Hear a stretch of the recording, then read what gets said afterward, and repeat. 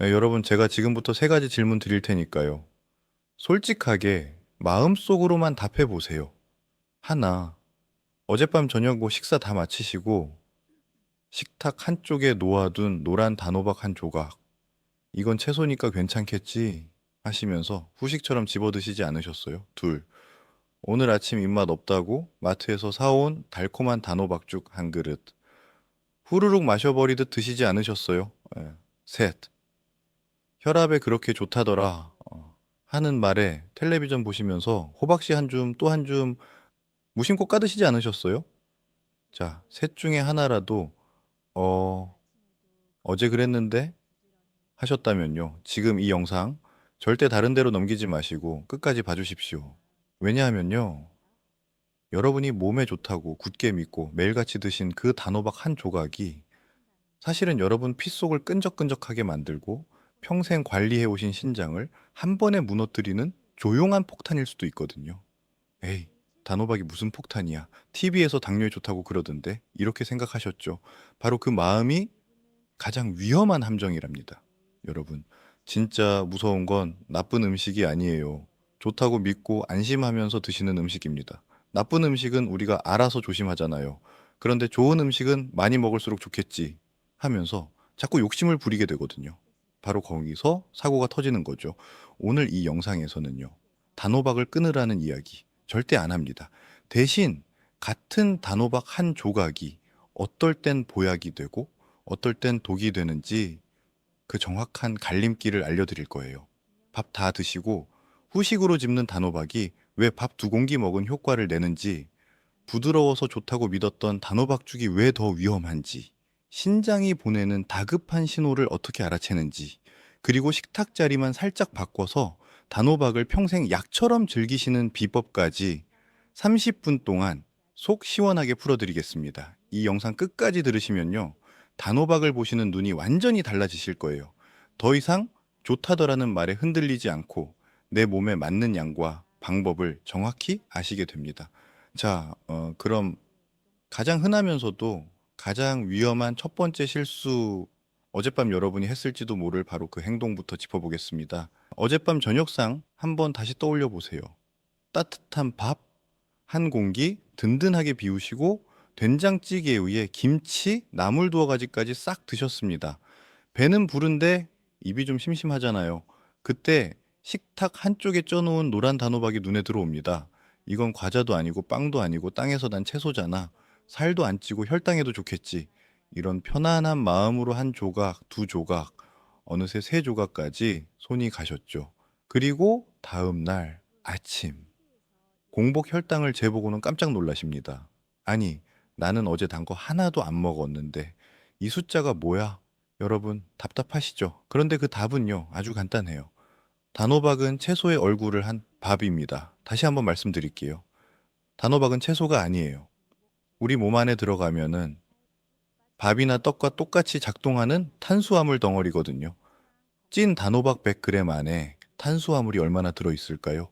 대략 15g, 안팎이에요. 이게 어느 정도 양이냐면요. 밥 한 공기와 똑같습니다. 자, 그럼 계산해 볼까요? 이 부분 진짜 충격이실 겁니다. 한번 마음 단단히 잡고 들어보세요. 어제 저녁 밥 한 공기 다 드셨죠? 그 위에 단호박 두 조각, 세 조각 후식으로 드셨죠? 그게 우리 몸 입장에서는 어떤 일이 벌어진 거냐? 밥을 한 공기 반, 거의 두 공기 가까이 폭식하신 것과 똑같은 일이 벌어진 거예요. 에이, 설마 싶으시죠? 진짜랍니다. 비유 하나 들어드릴게요. 빨래가 이미 가득 차서 뚜껑이 안 닫힐 정도인 세탁기를 한번 떠올려 보세요. 거기에 이건 깨끗한 이불이니까 괜찮아 하면서 두꺼운 겨울 이불 한 채를 억지로 밀어 넣으면 어떻게 됩니까? 세탁기가 끙끙대다가 결국 삐 하고 멈춰버리잖아요. 우리 몸의 췌장도 이 세탁기와 똑같아요. 방금 들어온 밥 한 공기를 처리하느라 인슐린을 쥐어짜며 헐떡거리고 있는데 거기에 단호박이라는 탄수화물 이불이 또 들어오면요. 췌장이 비명을 지르며 뻗어버리는 거죠. 그러면은 처리 못한 당분이 피 속에 그대로 둥둥 떠다니면서 다음날 아침 혈당표에 빨간불이 들어오는 겁니다. 게다가 우리 어르신들 췌장은 젊을 때보다 힘이 많이 빠진 상태거든요. 같은 양을 드셔도 혈당이 2배매, 3배 더 가파르게 치솟는 이유가 바로 여기에 있어요. 음식이 변한 게 아니라 내 몸이 변한 거랍니다. 자, 그럼 어떻게 해야 합니까? 답은 한 단어예요. 교체. 추가가 아니라 교체. 후식이 아니라 자리 바꿈. 밥을 평소처럼 한 공기 다 푸지 마시고요. 두세 숟가락을 덜어내십시오. 그 빈자리에 단호박을 채워 넣으시는 거죠. 양은 50에서 100g, 작은 깍두기 모양으로 두세 조각 또는 얇은 반달 모양으로 한 조각, 손바닥에 살짝 올라오는 정도면 충분합니다. 이렇게만 드시면요. 전체 탄수화물 양은 그대로인데 단호박에 좋은 영양소까지 다 챙기시는 거잖아요. 췌장도 비명 안 지르고요. 혈당도 안정됩니다. 오늘 저녁부터요. 밥 푸실 때 2숟가락만 덜어내 보세요. 딱 그 한 가지만 바꾸셔도 내일 아침 혈당표가 분명히 다른 얼굴을 보여드릴 거예요. 그런데요. 후식 단호박보다 더 무서운 게 있습니다. 바로 다음 이야기예요. 바로 단호박죽입니다. 여러분, 이가 안 좋으시다고 단호박은 꼭 죽으로 부드럽게 드시는 분들 정말 많으시잖아요. 마트나 시장에서 사온 노랗고 달콤한 단호박죽 한 그릇을 이건 부드러우니까 소화도 잘 되고 혈당에도 좋겠지 하시면서 후루룩 드시죠. 그런데 진짜 죄송한 말씀이지만요. 그게 후식 단호박보다 2배는 더 위험합니다. 부드러워서 안전한 게 아니에요. 부드러워서 더 위험한 거예요. 왜 그런지 2가지 이유 알려드릴게요. 마트나 시장에서 사온 노랗고 달콤한 단호박죽 한 그릇을 이건 부드러우니까 소화도 잘 되고 혈당에도 좋겠지 하시면서 후루룩 드시죠. 그런데 진짜 죄송한 말씀이지만요. 그게 정반대랍니다. 왜 그런지 2가지 이유 알려드릴게요. 첫 번째 이유, 씹는 시간이 너무 짧습니다. 깍두기처럼 단단한 단호박은 입안에서 오래 씹어야 하잖아요. 그러면은 침도 섞이고 천천히 위장으로 넘어갑니다. 우리 뇌도 그 시간 동안 아, 음식이 들어오고 있구나. 곧 배가 부르겠구나. 하고 신호를 받을 시간이 있어요. 그런데 죽은요. 믹서기에 곱게 갈려서 거의 마시는 수준이잖아요. 씹을 새도 없이 후루룩 한 그릇이 위장으로 직행해버리죠. 뇌가 배부르다라고 신호 보내기도 전에 이미 엄청난 양의 당분이 피 속으로 쏟아져 들어옵니다. 이걸 의학 용어로 혈당 스파이크라고 불러요. 잔잔한 호숫물에 집채만 한 바위 하나가 쿵 하고 떨어진 모습 상상해 보세요. 물보라가 사방으로 튀고 호수 전체가 출렁거리잖아요. 우리 피 속에서 그 일이 똑같이 벌어지는 거랍니다. 이 스파이크가 혈관벽을 야금야금 망가뜨리는 진짜 주범이거든요. 2번째 이유, 죽 안에 숨은 적이 가득합니다. 지금 댁 냉장고에 단호박죽 사놓으신 분 있으시면요. 일시 정지 누르시고 그 죽 포장지 뒷면을 한번 들춰보세요. 거기 깨알 같은 글씨로 뭐라고 적혀 있습니까? 단호박, 찹쌀가루, 설탕, 꿀, 물엿, 우유. 줄줄이 적혀 있을 거예요. 여러분, 충격적인 사실 하나 알려드릴게요. 소화 잘 되라고 넣은 그 찹쌀가루가요. 사실은 일반 맵쌀밥보다 혈당을 훨씬 더 빠르고 훨씬 더 가파르게 올리는 악명 높은 식재료랍니다. 떡 드시고 혈당이 확 오르는 이유가 바로 찹쌀 때문이거든요. 거기에 설탕에 꿀에 무력까지 범벅이 되어 있으니 그건 건강한 죽이 아니에요. 사실상 끈적끈적한 단물을 한 그릇 들이켜시는 것과 다를 바가 없는 거죠. 자, 그럼 죽은 어떻게 드셔야 할까요? 3가지만 기억해 주세요. 첫째, 사 드시는 죽이라면 드기 전 10초만 포장지 뒷면을 보세요. 당류와 탄수화물 2글자만 확인하시면 됩니다. 한 번만 보시면 다음부턴 손이 저절로 압니다. 둘째, 집에서 끓이실 땐 찹쌀가루를 빼세요. 걸쭉한 맛이 안 나는데 하실 거예요. 비법 알려드릴게요. 단호박을 더 곱게 으깨시거나 두부를 살짝 으깨 넣어보세요. 걸쭉한 식감은 그대로 살리면서 단백질까지 챙기는 일석이조의 비법이거든요. 셋째, 그릇을 작게 쓰세요. 평소 밥 공기의 절반 정도 작은 그릇에 담아 드세요. 큰 대접에 가득 담으면 무조건 과식이랍니다. 여러분, 기억하실 건 한 가지예요. 단호박이 들어갔느냐가 아니라 무엇이 같이 들어갔느냐. 이 한 문장만 기억하시면 오늘 저녁 식탁이 분명히 달라집니다. 그런데 여러분, 혈당보다 더 다급하게 챙기셔야 할 게 있어요. 바로 이것입니다. 자, 지금까지 혈당 이야기 들으셨는데요. 만약 여러분이 지금 말씀드릴 이것들 모르고 단호박을 매일같이 드신다면 차라리 평생 안 드시는 게 나을 정도로 몸이 망가질 수 있어요. 질문 하나 드릴게요. 최근에 받으신 건강검진 결과지 어디에 두셨어요? 서랍 구석이나 장롱 위에. 아유, 봐도 무슨 말인지 모르겠어. 하시면서 던져두지 않으셨습니까? 지금 영상 잠깐 멈추셔도 좋아요. 그 검진표를 꺼내서 두 글자만 찾아보시면 됩니다. EGFR 또는 한글로 신사구체 여과율 그리고 크레아티닌. 이 두 항목이 바로요. 내 몸의 정수기, 즉 신장이 지금 얼마나 버티며 일하고 있는지를 보여주는 생명 성적표거든요. 혹시 이 영상 보시는 분 중에도 텔레비전에서 단호박이 혈관을 뚫어준다, 혈압에 좋다 하는 방송 보시고 매일같이 챙겨 드시는 분 계시죠? 그렇다면 이 이야기 절대 남 일이 아니에요. 76 되신 한 어르신 이야기를 들려드릴게요. 어느 날 텔레비전에서 단호박이랑 호박씨가 혈관을 뻥 뚫어준다, 혈압약보다 낫다 하는 방송을 보셨대요. 그날부터 매일 단호박 한 접시, 호박씨 한 주먹씩 챙겨 드셨죠. 그렇게 반년이 지났는데 어느 날부터 손발이 퉁퉁 붓기 시작하고 가만히 있는데도 심장이 쿵쾅거리고 가슴이 덜컥 내려앉는 느낌이 자꾸 드셨습니다. 놀라서 병원에 가셨더니 의사 선생님이 한숨을 푹 쉬시며 그러시더래요. 어르신, 신장이 이미 한참 지쳐 있어요. 피 속의 칼륨 수치가 너무 높습니다. 이대로 더 가셨으면 정말 큰일 날 뻔했어요. 자, 여기서 그 무서운 칼륨이라는 말이 등장합니다. 칼륨은 본래 우리 몸에 꼭 필요한 미네랄이에요. 짠 나트륨을 몸 밖으로 내보내주니까 고혈압 있으신 분들에겐 보약이죠. 그리고 단호박과 호박씨에는 이 칼륨이 정말 풍부하게 들어있고요. 그런데요, 신장이 약해진 분들에게는 이야기가 전혀 다르게 흘러갑니다. 쉽게 설명해 드릴게요. 신장은 우리 몸에 들어온 피를 맑게 걸러주는 정수기잖아요. 정수기 안에 찌꺼기를 걸러내는 필터가 있죠. 그런데 나이가 들고 당뇨나 고혈압을 오래 앓으시면 이 정수기 필터가 닳고 구멍이 막힙니다. 필터가 망가지면 어떻게 되겠어요? 소변으로 시원하게 빠져나가야 할 칼륨이 밖으로 못 나가고요. 피 속에 그대로 역류해서 차곡차곡 쌓이는 거죠. 피 속에 칼륨이 너무 많아지면요. 심장 근육을 찌릿찌릿 자극해서 심장이 불규칙하게 뛰게 만들어요. 심한 경우엔 부정맥이 오거나 갑자기 심장이 멈추는 심정지까지 올 수 있고요. 정말 끔찍하고 무서운 일이랍니다. 그래서 건강한 사람에겐 단호박이 훌륭한 보약이지만 신장 기능이 떨어졌거나 투석 받으시는 분들에게는 심장을 옥죄는 도구로 돌변하는 거예요.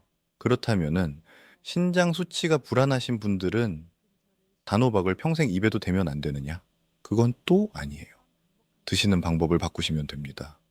세 가지만 지키세요. 첫째, 매일 드시는 건 자하의 행위랍니다. 일주일에 두세 번만 한 번에 50g 정도, 깍두기 두세 조각이면 충분해요. 호박씨도 마찬가지로 하루 10알에서 20알 이상은 절대 넘기시면 안 됩니다.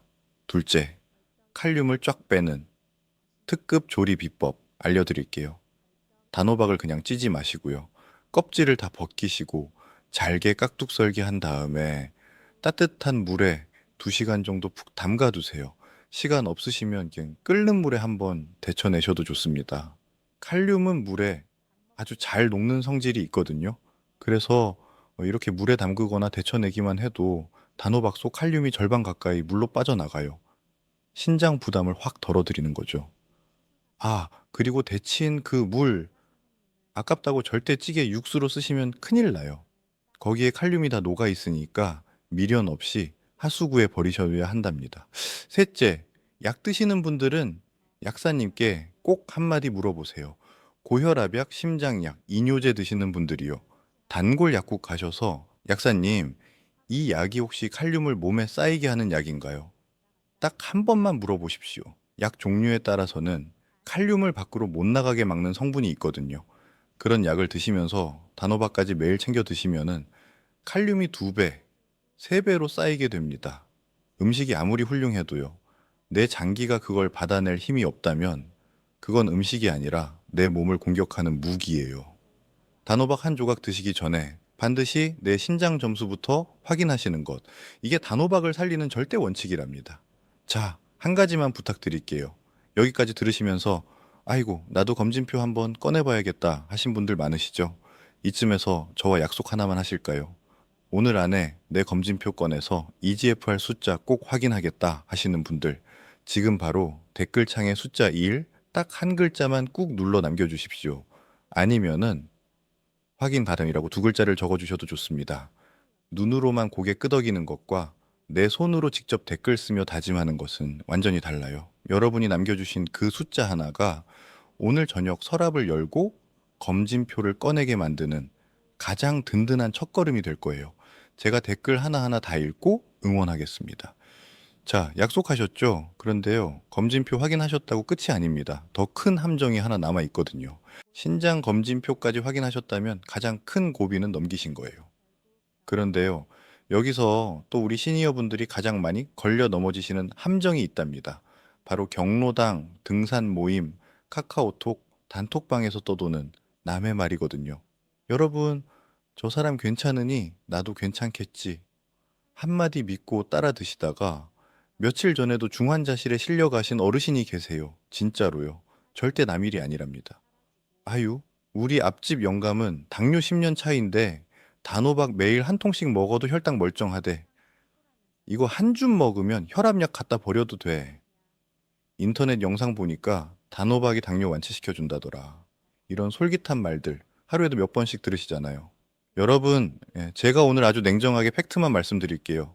단호박에 베타카로틴이나 칼륨, 식이섬유 같은 좋은 영양소가 들어있는 건 사실이에요. 하지만 영양소가 들어있다는 것과 병을 고치는 약이다라는 건 전혀 다른 이야기랍니다. 목이 타들어가는 마라톤 선수에게 물 한 모금은 생명수처럼 중요하죠. 하지만 그 물 한 모금 마셨다고 해서 꼴찌가 갑자기 1등으로 들어옵니까? 그건 불가능하잖아요. 음식 속 영양소도 똑같아요. 도움을 주는 윤활유 역할은 하지만 이미 고장난 엔진을 고치는 수리공이 될 수는 없는 거죠. 그리고 또 하나 꼭 짚고 싶은 게 있어요. 친구는 괜찮다던데 나는 왜 이래? 여러분, 친구분의 몸과 여러분의 몸은 완전히 다릅니다. 같은 70대 어르신이라도 똑같이 단호박 100g을 드셨을 때 혈당이 20밖에 안 오르는 분이 있고요. 100이 훌쩍 치솟는 분이 있어요. 왜 그럴까요? 앞에서 우리 몸 안에 인슐린 만드는 열쇠 공장이 있다라고 말씀드렸죠. 사람마다 이 공장의 성능이 천차만별이거든요. 젊을 때부터 관리를 잘해서 열쇠를 척척 찍어내는 공장이 있는가 하면요. 나이와 유전 때문에 열쇠 공장이 반쯤 멈춰선 분도 계세요. 친구분의 공장이 튼튼해서 단호박을 소화해내는 것이지 내 공장도 똑같이 버텨준다는 보장은 이 세상 어디에도 없잖아요. 저 사람이 괜찮으니 나도 괜찮겠지 하는 막연한 기대가 내 몸을 가장 빨리 망치는 지름길이랍니다. 의심스러우시면 남의 말이 아니라 내 피가 직접 말해주는 진짜 숫자를 확인하십시오.